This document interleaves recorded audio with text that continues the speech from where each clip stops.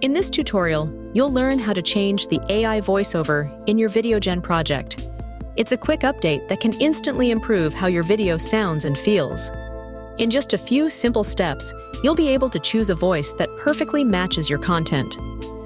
Before we start, you can visit VideoGen.io to follow along the steps. If you're watching on social media, you can find a link in the description. Step 1. Select the AI voice. The currently selected voice for your project is the one that will be used to generate the voiceover for all scenes. On the outline screen, click the AI voice that is currently selected. In this example, the voice shown is Annabelle. Step 2. Browse available voices. Browse through the list of available AI voices. Take a moment to preview different options and select the voice that fits your video best. Step 3. Apply the voice to all sections. Once you've chosen your preferred voice, click Apply to all sections if you want the same narrator throughout your entire video.